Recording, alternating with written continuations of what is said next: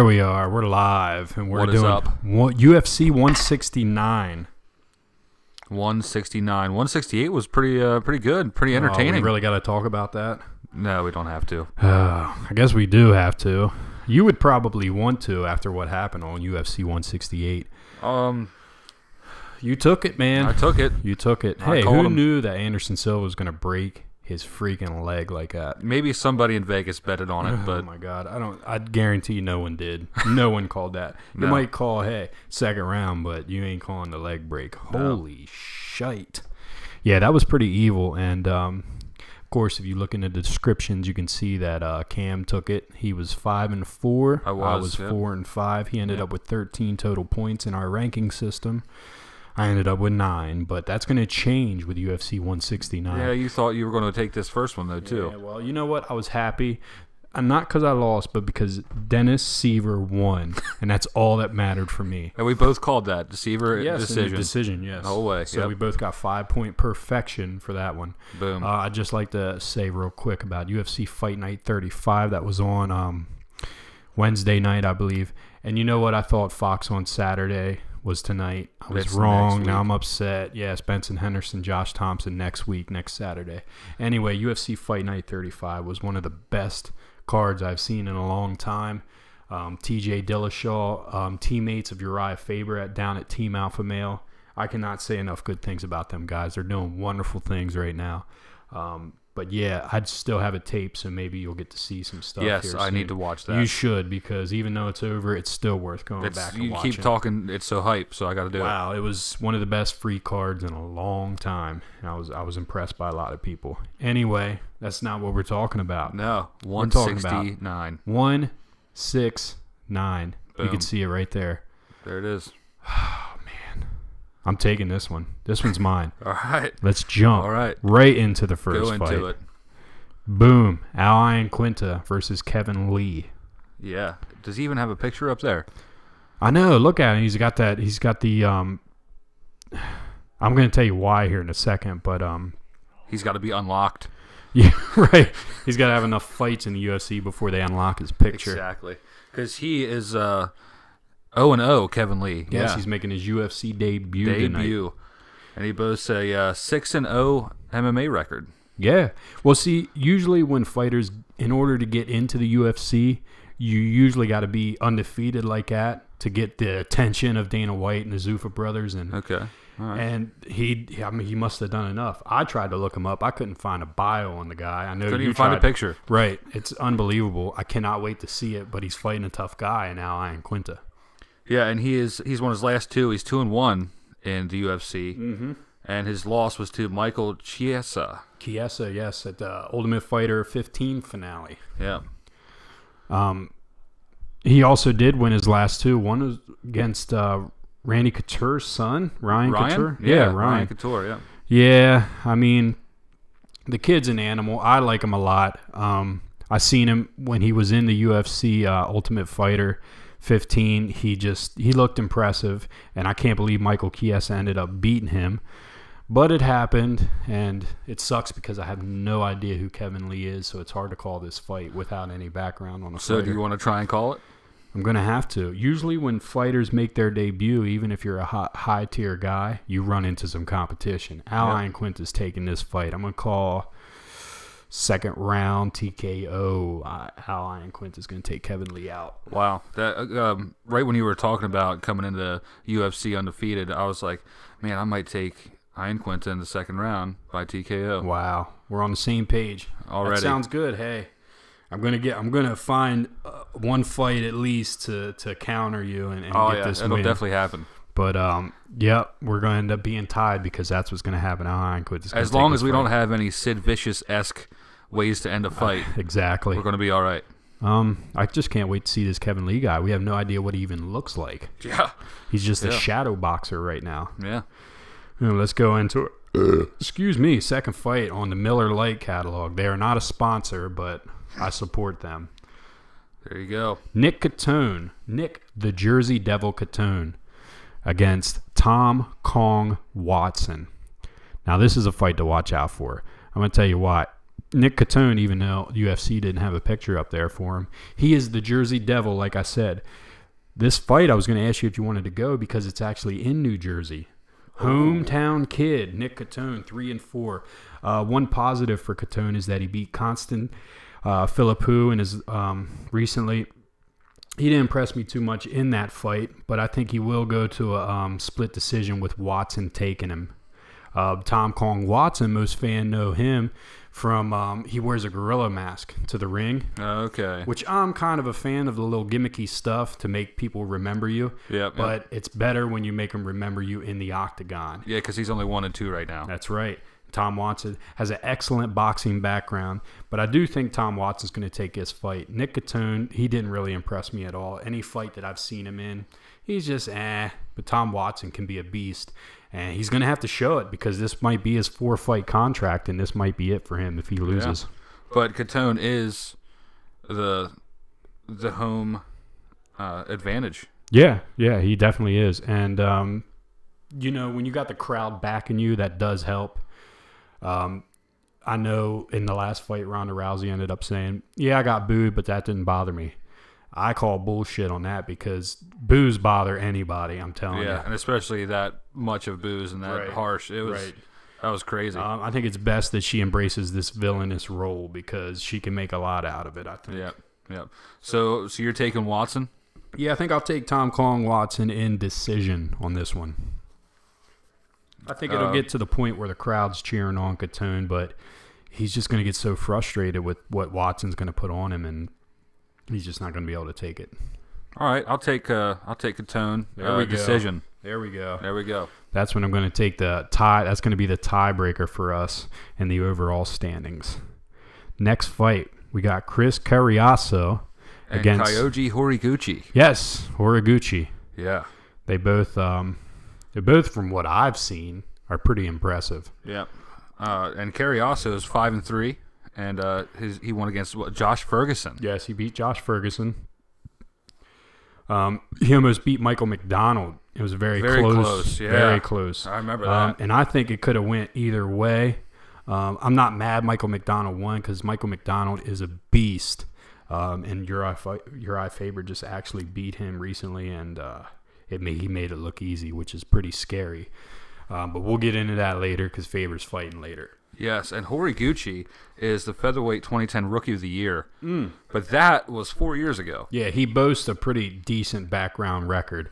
But he is 1-0 in the UFC, and I've seen his fight against Dustin Paige. Very accurate. Paige had his back in the first round. He ended up getting out of it. But he's fighting a quick little beast in Chris Cariaso. Yep. So who do you think you're going to take in this fight? See, I don't know.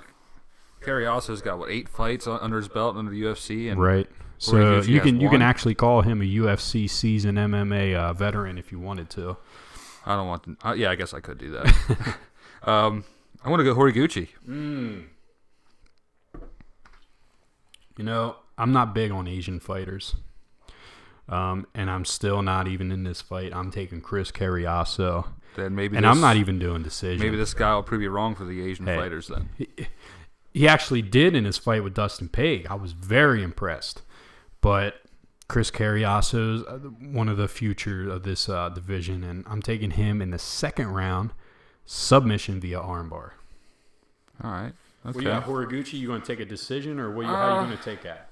I ain't going to let you get out of that one this easy. Yeah, I know. I don't think it's going to go TKO. Horiguchi, decision. Yep, third round. That could happen. You almost make me want to change my fight because Horiguchi impressed me that much in his last fight. But I'm sticking with it. Stick with it, man. Yeah, I called Chris Cariaso. All right. What is the next fight? The next fight, I believe we got John Makdessi. Yeah, it's Makdessi. Makdessi. Yes. Makdessi. And he actually looks like my wife's cousin Kenny. I wish I had a picture to show. Kenny, don't be mad if you're watching this right now. Now, when I see Kenny, you know what I think of? I think of the clown from Spawn. That's funny. John Leguizamo playing the clown. Yeah. That's kind of funny. I always thought Perry Saturn from wrestling and the Cowardly Lion from... Let's stop. Kenny's going to kick my ass for this. Lightweight division matchup, John Makdessi versus Alan Nugget Patrick. Holy shite, do we got a fight here. John Makdessi with a 22-0 kickboxing background. He's on a 3-fight win streak? Yeah, he's 5-2 right now. Yeah, one against Sam Stout. Just recently watched his fight against Hane Forch, and Makdessi won in impressive fashion. This guy's a beast. But he's fighting a guy that I haven't seen these two standing next to each other yet, but it looks like Alan Patrick is much taller than him.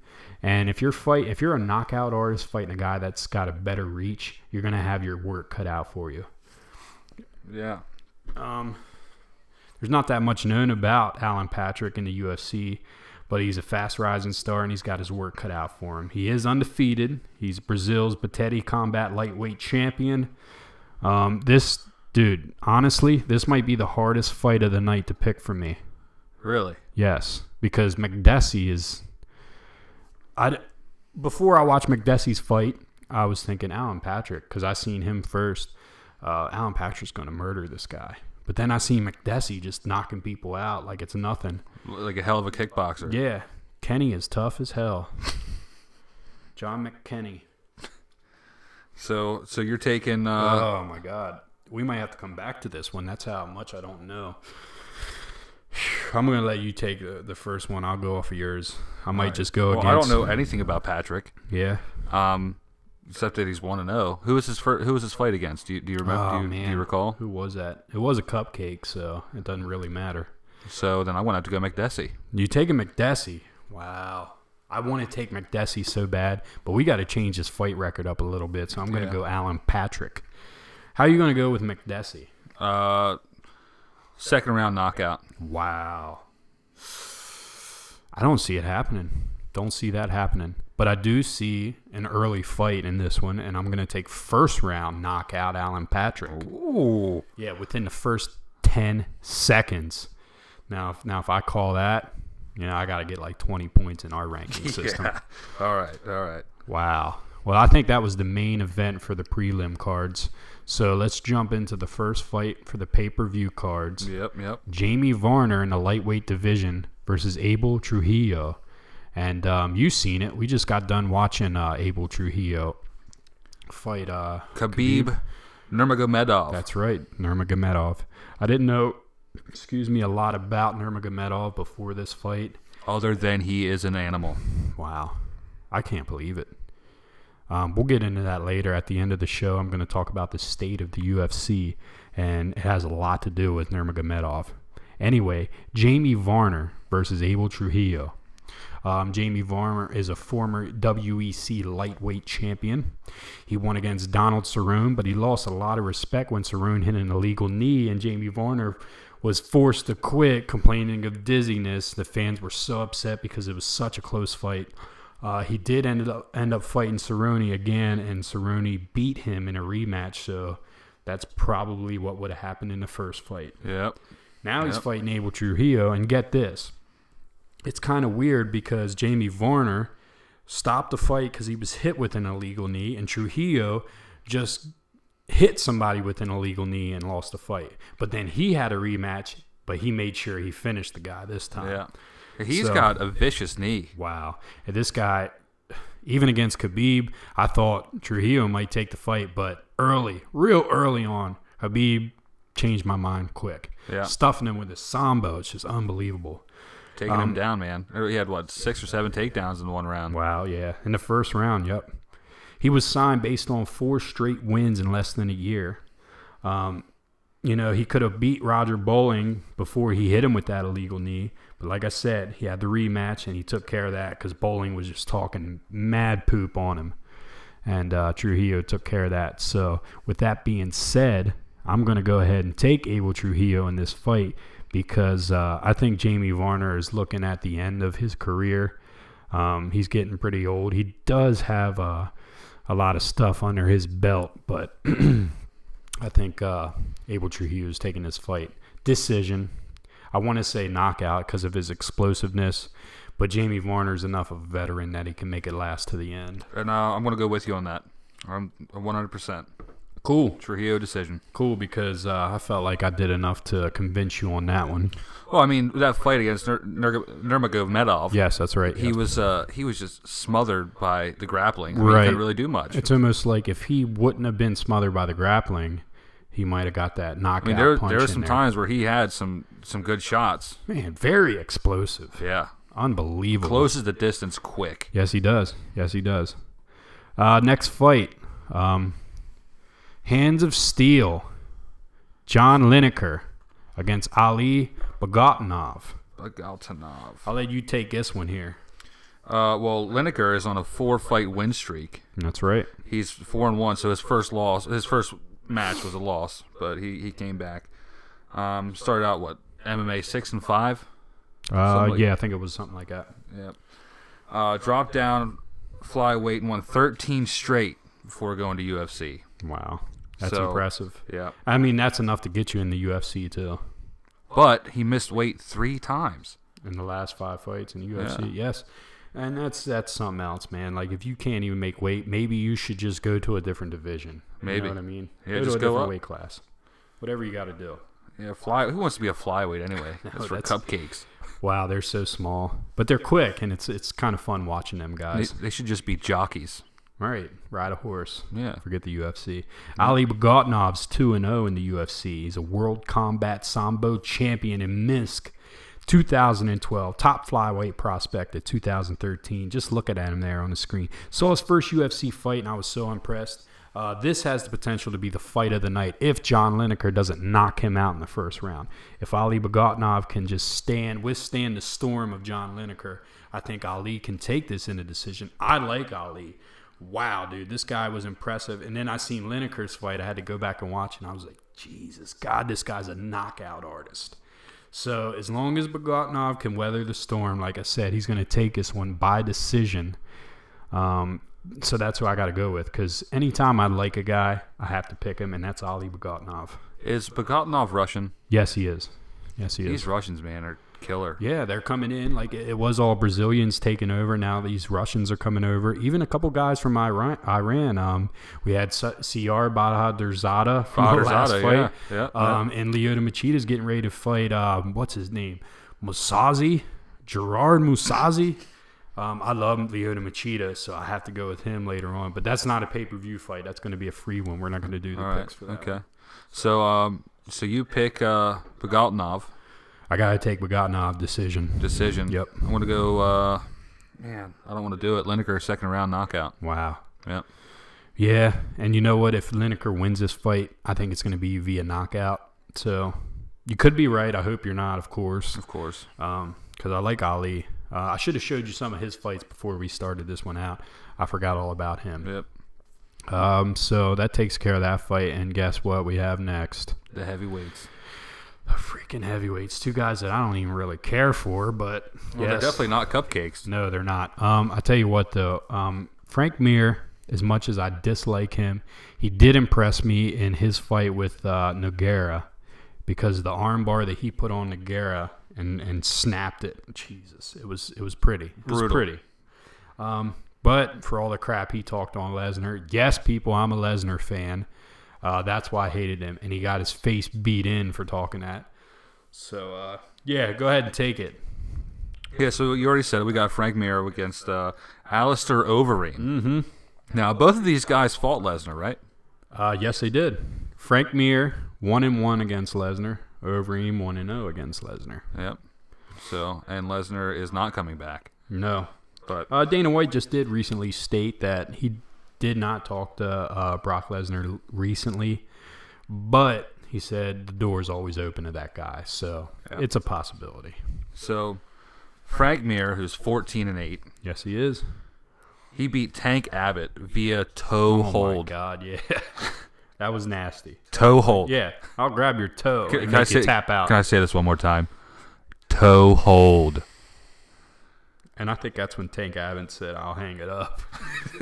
Oh, I'm just going to quit. Yep, first and only time that ever happened in the UFC. But he's coming off 3 straight losses. Mm-hmm.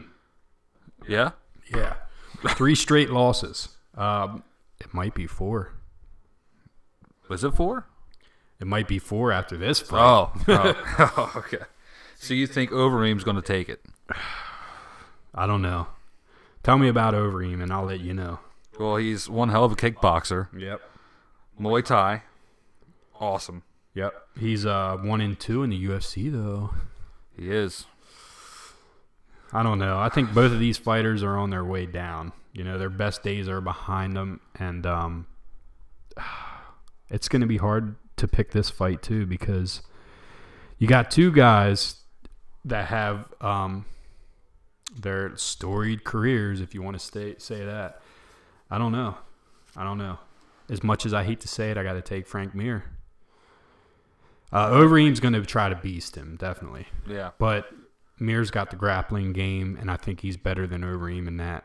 I haven't really seen Overeem on the ground in the UFC since he's been all puffed up. So yeah, and you know what's really funny about Overeem is I remember the one poster with him against Lesnar, and I'd look at Overeem, I'm like, man, he looks like somebody really familiar. And then I watched the Super Mario Brothers movie, and I was like, he reminds me of Toad.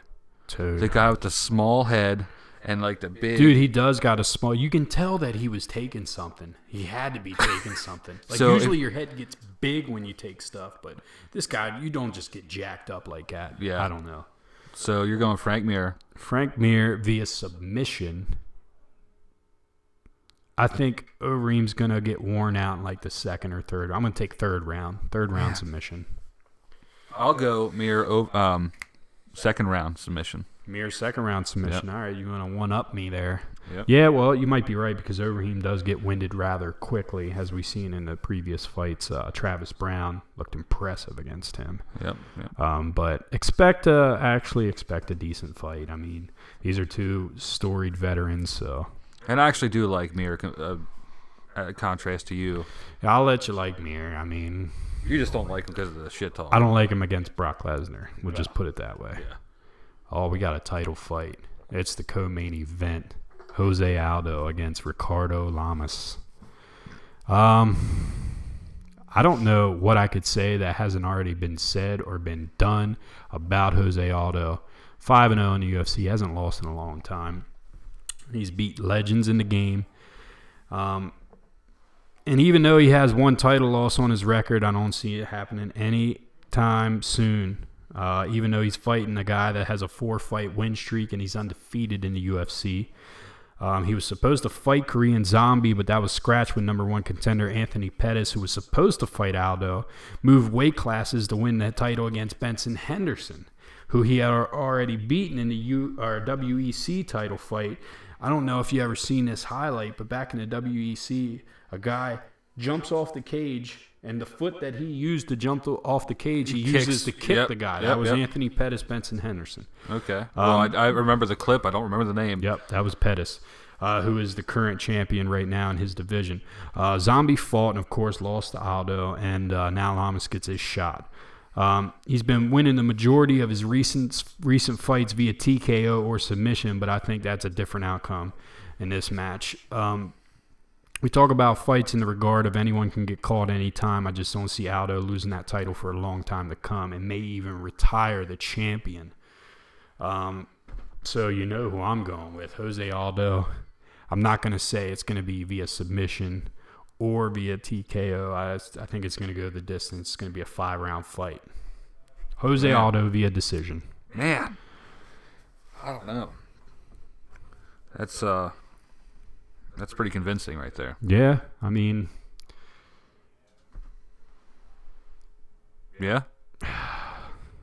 All 5. All 5. That's rough.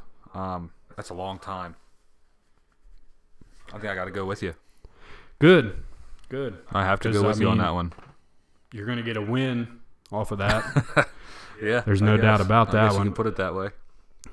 Sorry to the people. I had the Frank Mir, Alistair, Overeem stats up when I was talking about that. Right there's your actual card bout. And now we're going to jump into the main event. And there's a lot to be talked about this one. Yeah. Because I don't know if you know this, but Renan Barão versus Uriah Faber. Renan Barão was actually supposed to fight Dominick Cruz. Yeah, but somebody had to drop off. Dominick Cruz hasn't fought in the UFC for 2 years via injuries, but he's the current UFC bantamweight champion.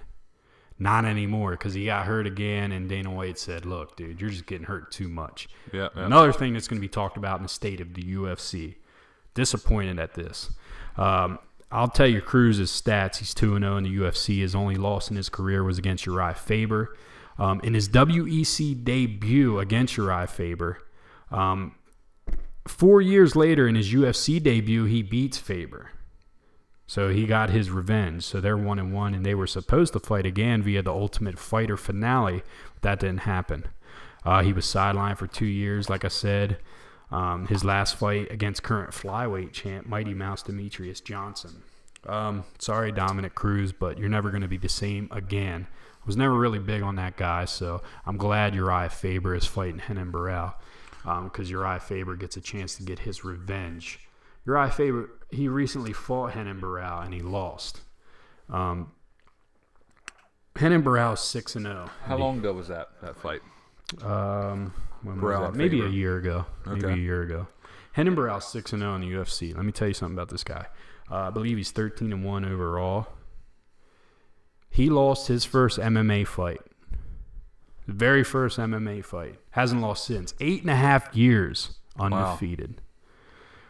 Wow. Dana White says wild. If he wins this fight, he'll be pound for pound the #1 ranked fighter in the world. This is how good this guy is. Wow. And of course, he holds wins against Uriah Faber, Scott Jorgensen, and I think he would have beat Dominick Cruz February 1st.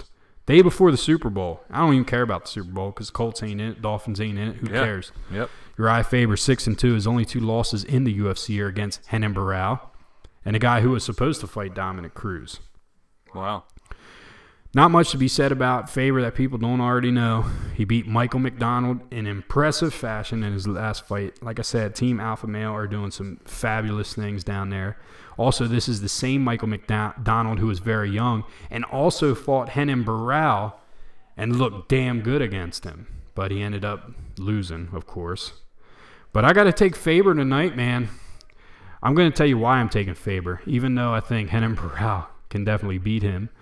I have to take Faber because somebody's got to bring the title home. There's too many Brazilians taking over the UFC. Not that I have anything against Brazilians. Not at all.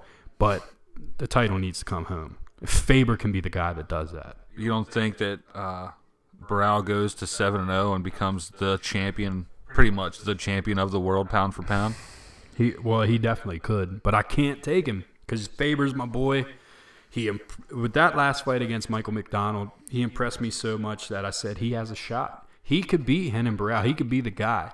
But then he's going to have to worry about TJ Dillashaw, who looked great at UFC Fight Night 35, and it's Faber's teammate. So, yep. What round? Faber, decision. Yep. I would like to say he can go in there, catch him, and take him out in the first round, but I have to say decision.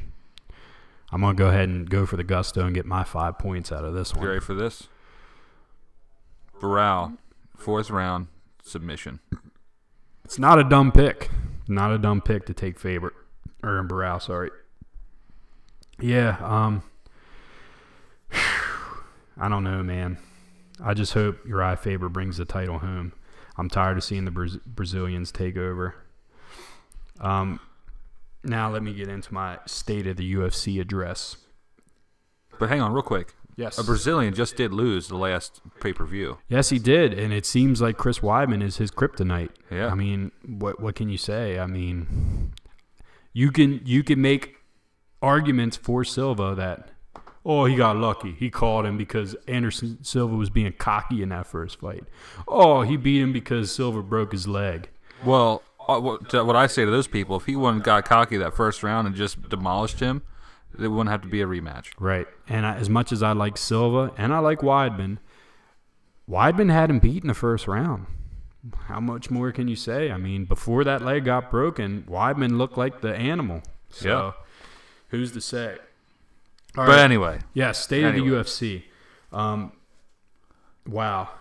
Something's been going on that's been bugging me, and it's been about injuries with fighters, like we just talked about with Dominick Cruz. Yep. It's been about guys who don't want to take fights because they don't want to fight their friend. What happened to the warrior spirit? Right. This is what I want to know. Right. Khabib Nurmagomedov, that's the warrior spirit. Problem we have right now is nobody wants to fight Nurmagomedov. Dana White recently stated that Nate Diaz turned down a fight with Nurmagomedov. While Is there a reason why? Diaz is saying he didn't. But you got agents and all that, so who knows the big story behind it. And you got the president telling you, hey, he did. Right. Yeah. Who knows who's right and who's wrong. Bottom line is the fight's not happening. Yep. And if Diaz really wanted to fight him, the fight would be happening. Exactly. Because Nurmagomedov wants to fight him.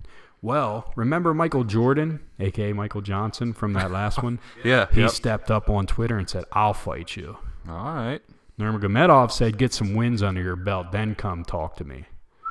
Yeah. So actually, Nurmagomedov's turning down a fight.